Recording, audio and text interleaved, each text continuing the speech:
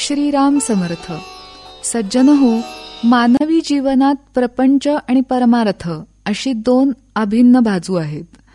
यातला प्रपंच दृश्य जगातल्या पंचमहाभूतात्मक जडवस्तू यांनी बनलेला असतो, तर परमार्थ हा अतींद्रिय अदृश्य जगातल्या संकल्पनांवर आधारलेला असतो. माणसाच्या संकल्पनांचं जग हे त्याच्या नित्यानित्य विवेक शक्तींमधून निर्माण होतं. म्हणून श्री समर्थांनी त्यांच्या संपूर्ण बोधामध्ये विवेकावर वारंवार भर दिला आहे. प्रपंचात काय किंवा परमार्थात काय, विवेक ही अत्यंत मोठी गोष्ट आहे. श्री समर्थांनी अगदी स्पष्टपणाने सांगितलं आहे की व्यवहारात आपल्या अविवेकीपणाच्या वागणुकीमुळेच बहुतांश वेळेस मनुष्य कमनशिबी होतो. अचूक प्रयत्न सातत्याने न केल्यामुळं त्याला अपयश येतं. याच न्यायाने परमार्थातही देव कोण आणि मी कोण याचा विवेकाने शोध घ्यावा. आपण स्वतः आत्मरूप आहोत, म्हणूनच मी आणि देव एकच आहोत असा प्रत्यक्ष अनुभव येणं याचं नाव परमार्थ. विवेकामुळं अंतरंगातली वासना क्षीण होत जाते, तर वैराग्यानी प्रपंचाकडची मनाची धाव कमकुवत होते. जरुरी पुरता प्रपंचाचा अथवा भौतिक सुखांचा भोग घेणं हे प्रापंचिकांचं वैराग्यच आहे. यानुसार समतोल साधला तर प्रपंच आणि परमार्थ एकमेकास पूरक ठरतील. प्रपंचात उपयोगी असणारे सद्गुणच परमार्थालाही पोषक असतात.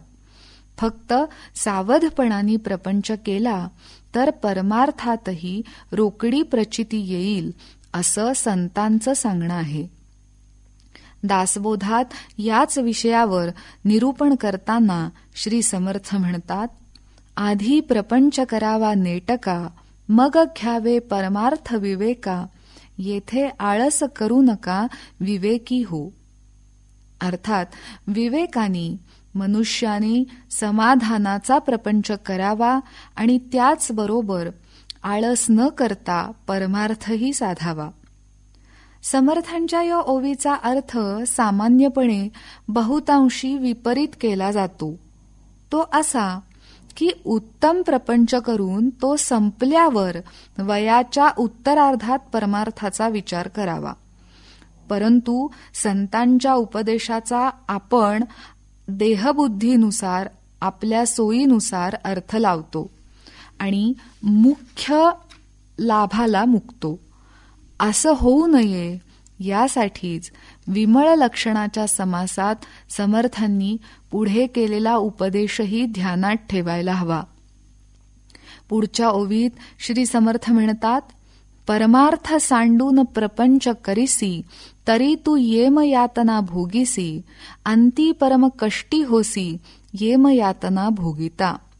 अर्थात परमार्थ पूर्णतः सोडून केवळ प्रपंचच केला तर पुढं अनंत दुःखाला सामोरं जावं लागतं.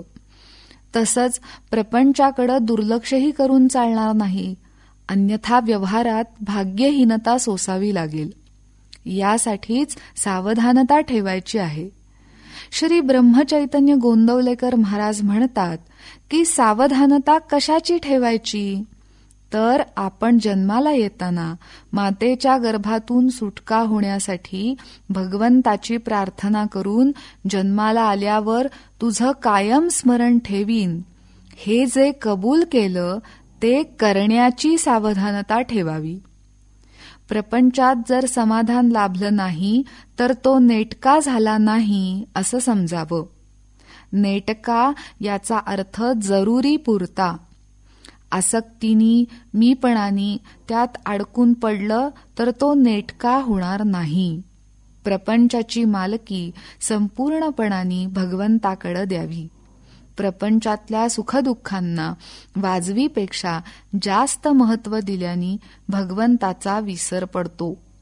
श्री महाराज म्हणतात की भाकरी करताना त्यात जसं चवीपुरतं मीठ घालतात पण मिठाला अवस्तव महात्म्य देऊन कोणी मिठाचीच भाकरी करेल तर तो स्वयंपाक जसा नेटका होत नाही, तसाच परमार्थ हा मुख्य हेतू ठेवून प्रपंचातल्या नफा नुकसानीचा परिणाम भगवंताच्या अनुसंधानावर होऊ देऊ नये. असा प्रपंचच श्री समर्थांच्या दृष्टीने सुद्धा नेटका आहे. जय जय रघुवीर समर्थ.